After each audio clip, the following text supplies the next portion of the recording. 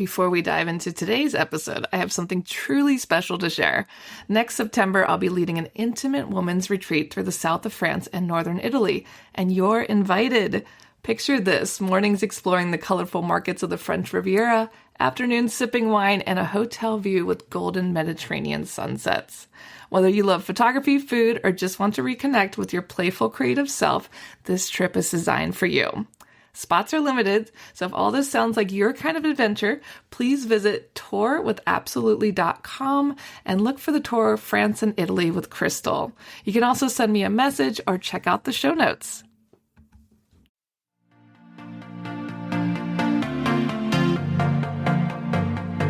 Hey guys, my name's Crystal Kenny, and I'm in love with creating.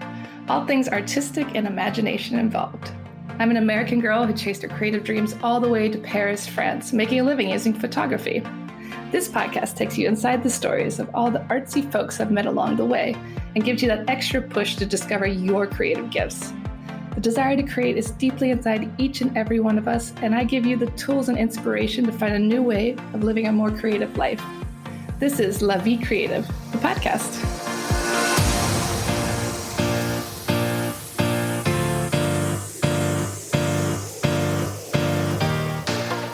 Today on the show, I interview Sarah Boss. Sarah is a certified astrology coach and holistic healer. We talk about all the healing that happens from creativity and how you can do little things each day to heal yourself. Welcome to the show, Sarah. It's so lovely to have you here. You're the first astrology coach, holistic healer I've interviewed, so I'm really happy to have you here today. Thank you so much for having me. I'm so excited to be here.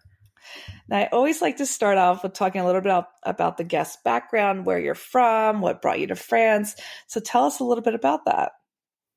Yeah, absolutely. So I have had a love of France since I was a child. Every other year, my mom was a French professor for many years now. She's retired. And so every other year since I was 2, we would specifically go to Paris. She had a program there where she would go for a month or 6 weeks and students would take classes at the Sorbonne University. So from a young age, I just fell in love with the city. And when I went to college, I decided to major in French literature, spent my junior year abroad in Paris, went back for 2 more years, spent a year teaching English through a Fulbright, and then I did my MA in French, also in Paris. And so I've always had such a love of France. I think I was probably French in a former life, of everything French, of the art, of the culture, of the food, especially the desserts. So it's a place that I always find myself drawn to and I keep coming back to, it feels like soul home. Even when I wasn't living in Paris, every single year I would go back to Paris once a year, every year, up until I moved to China. And then I couldn't do it for 2 years with the pandemic. But it's got a very, very special place in my heart. Yeah, and it's funny, like so many people feel that way. It's like, no, I'm not French, but like you just feel this connection. And you can even see that with the artists that have lived here over the years, like Picasso, Van Gogh. They weren't French, but they were hanging out here, making their art. So I think it attracts so many internationals. It does. Absolutely. And there's so much, it's such a vibrant city, in particular Paris. There's something about the energy of Paris that just engages what I love about it. It really engages all of the senses and it just opens you up to, I think of it from a spiritual perspective, the feminine energy, which is the energy of creation. I feel when I was in Paris, I just had so much joy all the time. Like, okay, where am I going to walk to now? Here's a beautiful cathedral. Here's a beautiful river. What am I going to eat? And everything, honestly, every single time there that I would eat chocolate, I would just be the happiest person. Like a Rocher Noir, which is the dark chocolate with the praline in the middle. I have dreams about those. I mean, it just feeds my soul. I think that definitely feeds everyone's souls. I couldn't agree more. The chocolate here is so good. And what you said about the feminine energy, like I'd say that all the time when I'm talking to people in Paris. I'm like, it's just such a female city. It feels like Paris is a female. Yeah. I also really feel like that's where I came into embodying my feminine energy. Honestly, when I went the first time and I spent my junior year abroad, that was where I got into, fashion. I got excited about there's something that's very refined, in French culture, very elegant. And so it just brought all of that out, I think, within me. And also being a Libra, I'm ruled by Venus. And so, Venus is the planet of love and beauty. And so I feel like Libras and Tauruses will naturally be drawn to a place like Paris just because it has that element, of beauty everywhere, and France also, but, in particular Paris, there's something very special. And the other thing I love about it that's interesting is it has this energy that also kind of pushes you forward to, to go, to do, to explore. I was very called, just into that, I feel like when I'm in Paris, I'm always feeling like I'm supposed to be going and doing something. And sometimes, it's not necessarily the energy of let's just stop and pause and have a cafe, which of course you can do because there's the cafe culture. But I do feel like there's really this vibrant, pulsating energy of life, of creation, which I absolutely love. I couldn't agree more. It's a very inspiring place. I always say, like, it's not the American dream. It's like the French dream. Like, I feel like I can do anything here. Anything's possible. And it's definitely a special place to so many people for that reason. And like I mentioned earlier, you're an astrology coach. You're a holistic healer. Let's first talk a little bit about being an astrology coach. Like, talk a little bit about what you do. I know I've gone to a couple of sessions, and it was really fascinating to learn about the history of astrology, like how, the kings and all these guys, they wouldn't even make decisions until they talked to their astrologer. And it was such a big part of everyday culture. And now it's kind of like this woo-woo thing, but it used to be like such a daily thing for people to like decide their lives. Like, talk a little bit more about it.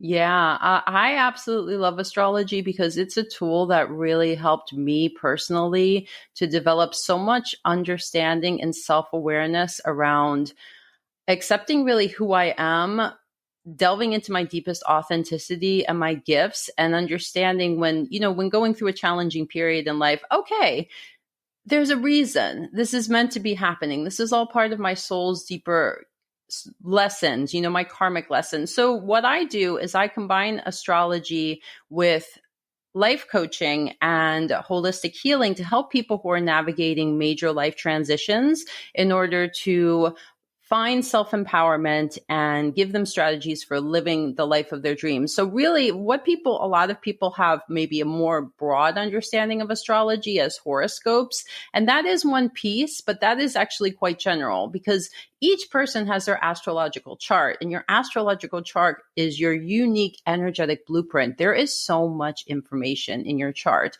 There's information about your health patterns and health issues that you could potentially be prone to when your energy gets out of balance. That's more medical astrology, which I also do. There's information about your love language, the type of partner that you are seeking on an unconscious level, your karmic relationships, what you are meant to experience in this lifetime. I mean, you have 12 houses in your astrological chart. And so each house represents a different theme.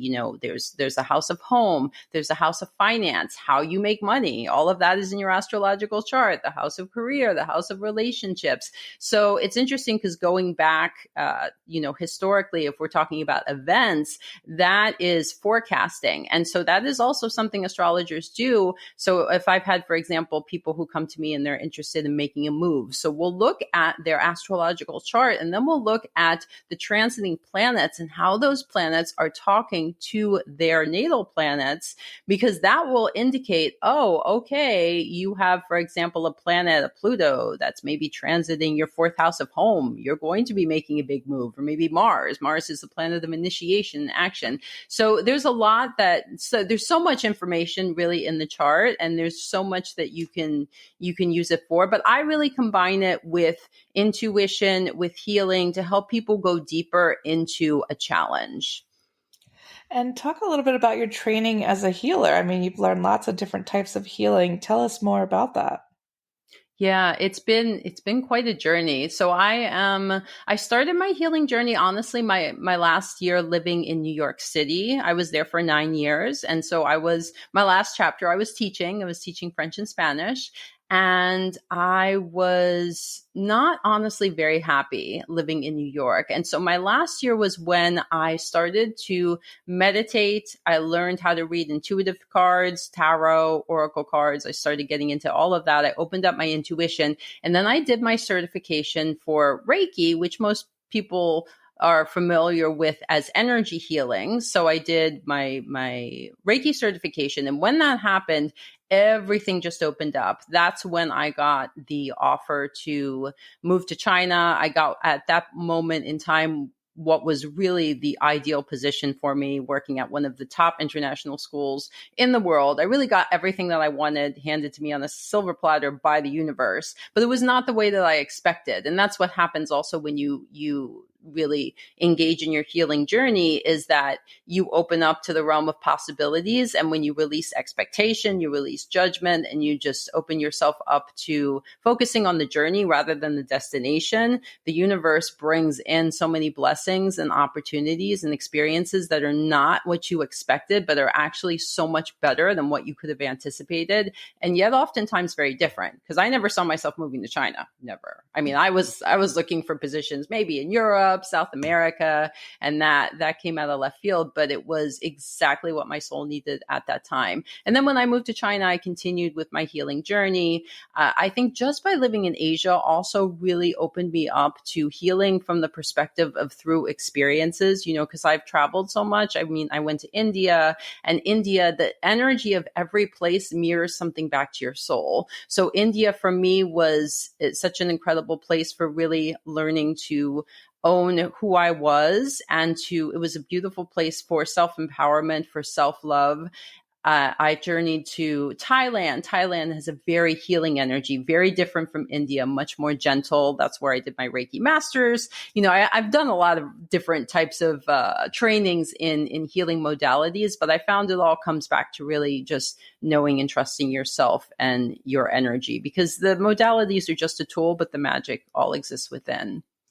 I love that. The magic all exists within. That's such like a great way to think of it. And I know a common thing that comes up for people is like they're facing obstacles, like things are really hard. And like, how do you know in those situations, is that like the universe saying, okay, like do something else, this isn't working? Or how do you know when it's like, oh no, you're supposed to climb this obstacle? Like, because that feels, confusing for a lot of people, whether you're creating a business or want to change your life in some way. Like, how do you know when to walk away or jump over?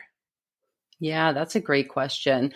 So that your external world is always mirroring whatever is happening in your internal world. So sometimes, for example, creating a business is the most healing experience that you will ever go through, because you essentially have to face all of your crap, because your business is just an extension of you and of your energy. So a lot of times when things aren't working, or, if you're going through a period of feeling stagnant, or you're feeling like you're not moving forward the way that you want to, usually from my experience, that's a moment to stop and get quiet and go within, because yes, sometimes it does mean that there is a pivot that needs to happen, and maybe a shift or a change of course. But sometimes it's also going within to ask, okay, well, how am I actually creating resistance to whatever it is that I want to manifest? First of all, is what I want to manifest actually aligned with what my soul truly desires? Or is it is it more aligned to my ego and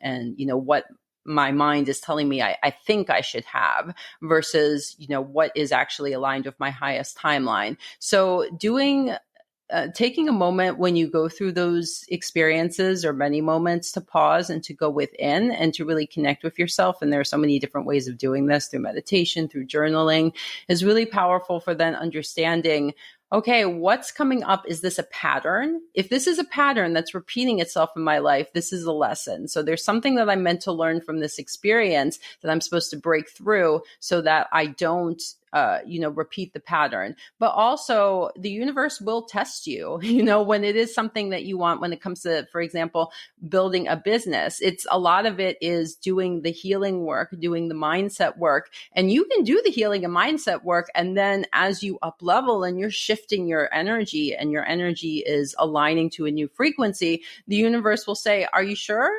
let's just throw in, let's throw in a challenge, let's throw in a test and see, for example, how much have you really integrated self-love, or how much have you really integrated standing strong in who you are and asserting your needs and not backing down? So those tests will come, but that's a natural process as well. It's a part of it. But I feel like when you do the inner work is so, so, so important, because if you don't do the inner work, you're going to continue to see, certain challenges that will manifest because there's something that could be an inner block that's just keeping you from moving forward, if that makes sense. Yeah, definitely. And I think oftentimes those inner blocks, we think there's something else, but it's like, what is the best way to like figure that out? Like to get to those inner blocks the fastest way? Yeah. Well, there are different ways of doing it. Sometimes it helps, honestly, to have an outside perspective. So sometimes it helps to go and see a life coach, or to see a healer, or to see, a therapist, and I've done that myself. I mean, I have a mentor that I work with. As a healer, I feel that in order for me to be the best version of myself, I also have to be doing consciously the inner work. So I feel like that's a big part of it. Also, taking accountability and just being willing to take responsibility for the things that you do manifest in your life, and how, because ultimately we are co-creators with the universe. So when you kind of shift your perspective a little bit also to thinking about life is happening for me, it's not happening to me, because whatever is happening in my life, I am co-creating together with the universe. The universe is just responding to my vibration and creating something that is aligned with that vibration. I feel like when we shift that perspective, then we can start to think, oh, okay, so what do I need to do the question that I would always ask is, what do I need to do in order to feel joy at this moment? Am I not feeling joy? Am I not feeling excited? Why? Is my nervous system dysregulated? Nervous system, there are actually so many components that go into it, but nervous system regulation is a huge, huge, huge, huge one. I think it's one of the most important pieces of what can block you from really manifesting what you want in life. So that would be actually the first thing I would go to. If I'm feeling anxious, I'm feeling stressed, that something isn't going to happen. Why is that? And that could be going then deeper into an underlying belief. I mean, there's a lot of, there's always layers when it comes to healing. It's like peeling back the onion. So it's never that, okay, I found this thing, now I'm healed. It's okay. So I've worked through this, I've navigated this, and now the universe is going to bring me something bigger, because they're saying, okay, you can handle that. Yeah. As you said, it's the journey, right? We're always going to be healing. Like that's what it's all about. And just like one thing after the next. And like you said, you just kind of up your ante every time with the universe, but also it's ongoing. It's not like it's just finished one day. Yeah. And what's something you wish more people knew about the healing process? I wish people knew, well, there's a few things I wish people knew. One of the things is that we are all interconnected, so with the healing process, I've had clients, for example, when it comes to an element of forgiveness, who are saying, I don't want to forgive. I'm never going to forgive this person who did X to me, because what they did was horrible. It was, and this could be trauma, severe trauma. And forgiveness may not always be necessarily the, maybe the path that they're going to take. Acceptance is the other piece. You can accept what happened without necessarily forgiving someone, but knowing that ultimately when you harbor those emotions, you are keeping an energetic binding to the person or to the situation. So you're the one who's actually, you're the one who is creating the resistance in your life, whereas it's actually very empowering and very freeing when you are able to release, to surrender. That we talk about all about that in healing. I think that's a really, really big piece of healing, is letting go, surrender, surrendering to the moment, trusting that everything that's happening also is happening for your highest good. Because, I mean, this is from a spiritual perspective. Your soul came into this lifetime to learn certain lessons and incarnated, and it decided, okay, I'm going to have a soul contract with this person, and this person is going to teach me this, and I'm going to learn this from this person. So I think that's another piece that's really helped me also along my healing journey, anybody who triggers you is your teacher. Actually, the biggest triggers, I think, are your biggest teachers. And so with each situation, with each person, any challenging relationships, any challenges that you're going through in your life, to always ask the question, what am I meant to learn from this? What is this teaching me? So I feel like that's a really helpful piece to understand with the healing journey. And then also that it's an ongoing thing. It's your entire life. We're always, it's not a one-stop shop. But in astrology, it's also helpful to understand astrology because you even have in your astrological chart your Chiron, and Chiron is the wound that you've come into this lifetime to heal. So if you look at your astrological chart and you see, okay, I'm meant to heal in the way that I connect with people through relationships. So that's, for example, your house of relationships. That means that maybe you've had some really challenging relationships. Maybe you've had some trauma in relationships that have been really, really deep. But there is healing and magic in that when you're willing to go within and to understand the wound, to heal, to integrate, and then use that to be of service to everybody else. So the last point I will say is, as you heal, you help everyone else to heal because you're raising the collective consciousness. You're raising the vibration of the planet when you yourself choose to heal, and everything, again, that we see in our external environment, including, unfortunately, all of the atrocities that are happening today, are all a manifestation of what's going on internally. So everybody taking personal responsibility and making that decision to really go full in on their healing journey would be so beneficial for our planet. Yeah, I mean, especially right now, I just feel like there's so much fear and anger, and we all need to do a little bit of healing right now with everything going on. And talk a little bit about how creativity is connected to astrology or our chakras. How is creativity connected to everything?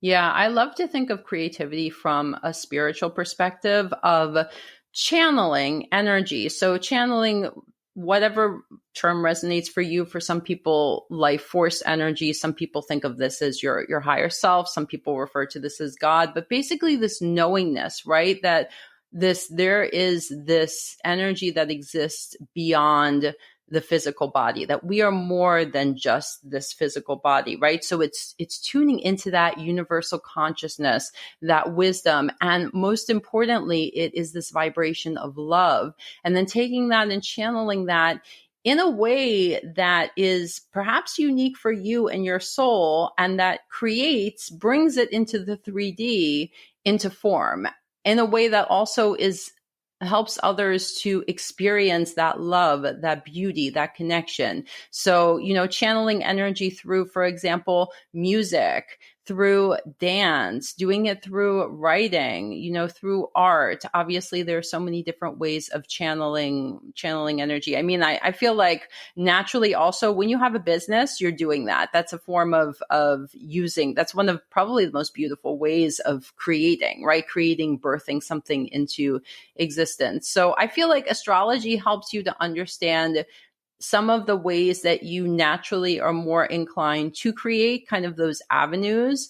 But ultimately, and again, I also feel like creativity comes back to expressing really you and your inner magic. And the most important thing I've learned in the journey of creativity is to do it without judgment, because there is no right or wrong. I feel like I blocked my own creativity, and creativity for me is intuitively linked with imagination and intuition. You can't have creativity without imagination. And that's how and imagination, again, is your connection to, to the other world, to source, to the other dimensions. So for me, the biggest challenges I had when it came to creativity was judgment. When I thought, okay, for example, writing, no, this isn't good enough. Or, art. I feel like a lot of us in particular with art will have this perspective, okay, it doesn't look like the way it's supposed to look, therefore it's wrong. And we'll actually block ourselves, which comes from, I feel, society saying, okay, this is pigeonholing, things are supposed to look this way. But so that's what, I mean, essentially for me, creativity is, it's just allowing yourself to let the life force flow through you in whatever channel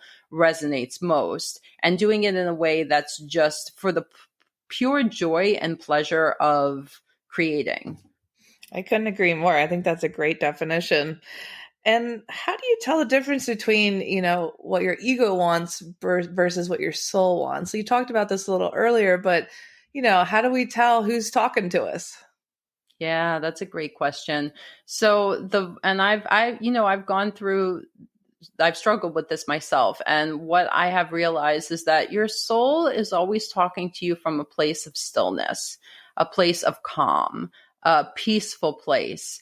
When you get a message from your soul, it may not always feel good and sometimes it will seem bizarre. And what'll happen is your ego will try to overthink things or will try to rationalize things, but you will get a message from your intuition, from your soul, that doesn't always necessarily make sense, but it comes from a space of knowingness. So it's always going to come from this very peaceful space of love, and there's never going to be any judgment. Whereas the ego, what I found is the ego will go into, well, this couldn't work because, or let's rationalize this, or the ego will try to perhaps at times judge something. So it's a very different vibration. So whenever I feel, the easiest way, if you're feeling like you're confused about, is this coming from my ego? Is this coming from my soul, my intuition, is to stop, to go within and reconnect with your body. Body consciousness is super, super important when it comes to intuition. So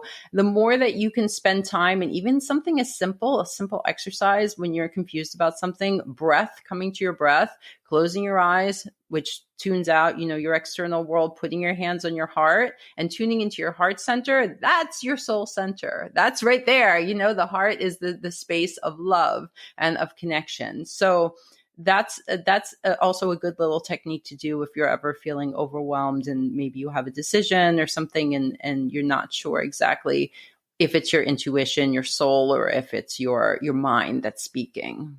Yeah, there's a lot going on there. So sometimes it's hard to tell who's who, especially there's a lot of talks about like your shadow self and things like that. What does society want? What do I want? And what advice do you have for people who are looking for their creative gifts? They feel like they're not creative, they're not good at anything. Like, what would you say to those people? First of all, I'd say you absolutely are creative. You were born creators. We are creators, essentially. That is what we've come into this lifetime to do, all of us in some form. I would say the most important piece that I've learned is tune into what brings you joy, what lights you up, what do you get excited about doing, and then go from there. And maybe this is, let me explore a couple of different avenues and see what makes me feel good. But again, from a space of discovery, a space of curiosity, but not from a space of judgment, not from a space of, I have to, okay, I'm not doing this well, because that will shut down your creativity really fast. The same way it'll shut down your intuition. It's similar techniques that I would give people when they're connecting with their intuition or asking for, how do I open up my intuition? But for me, creativity, when you're creating, you are in that vibration, the flow of joy, of love. So I would really tune into what in my life brings me joy, and then how can I do more of that? And then a lot of times when you just focus in that energy, focus more, what they say, what you focus on energetically will continue to grow. Then that can open up other avenues. So it could be that you start by, I did this, for example, baking. I love to bake, and that's a form of creation, right? But I decided during the pandemic to start baking high vibrational desserts. So basically gluten-free, refined sugar-free, and then I would infuse them with energy healing. And so I made probably over 100 desserts at that time. And then from there, I started getting curious and thinking, oh, actually, what would happen if I tried this instead of this? Or what if I combined this with this? So when I was in that vibration of joy and doing something that I loved, it naturally also just opens up your energy, and then other things come in. Yeah, I couldn't agree more. I mean, that's why it's so important for all of us to kind of connect with that, whatever brings us joy, because you're only healing yourself, which in turn is healing the world, as you mentioned earlier. And what are some of the best resources that have helped you on your healing journey? Well, there's a lot. Books, definitely reading has helped. I would say some really great books that I would recommend if you're getting started with your healing journey are The Power of Now, although that's kind of a hefty one, Eckhart Tolle, and The Four Agreements, I think, are two beautiful books to get started with. Listening. So honestly, the most important part though is of the healing journey that I've experienced has really been tuning into myself and my inner needs. So doing a practice also, I really, really highly recommend this. Having some time for yourself each day to do some sort of practice that just allows you to connect with your inner knowing, to go within, to connect with your emotions, to hold space for emotions and whatever is coming up. So maybe this is something like meditation. Maybe this is journaling. Maybe this is going for a walk in nature and just connecting with nature on a deeper level. But I feel like those practices, part of the healing journey is about going within to hear your inner voice. And we have a tendency not to do that because in society, we're so programmed to external validation, so if I do this, then I'm going to achieve this. And the healing journey is so personal. It's not really, even when I do healing work, I always tell people, I'm just a guide that's helping you to heal because we all have that power to heal ourselves. But, in terms of the success that I have with clients, it really also depends on where they are in their healing journey and how open they are to really healing, because essentially I'm just a catalyst that's helping them to go within and to heal themselves. So those are a couple of, I would say, tips.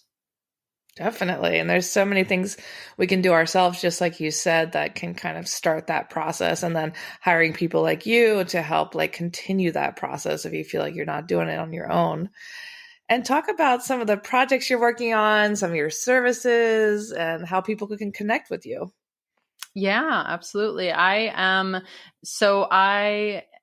on Instagram, Sarah Soul, Soul Boss. And so I am doing one-on-one coaching containers, so 3-month containers, as well as if somebody wants to try an individual session, which is where we combine astrology again with life coaching and healing to navigate a big transition that you're going through. I also offer workshops, but they're mainly in person at this moment in Philadelphia, and am planning a retreat that will be in Europe. So if you are interested in learning more about that, it's going to be either a soulful travel retreat, so transformational travel. It's going to be we're looking at both Italy and France for next year. And I also publish a newsletter that comes out twice a month that talks about what's happening, what's coming up energetically. Like we have the eclipses coming soon. This is the first day of Aries season, spring equinox. So if you want to learn more about what's happening energetically, as well as I give,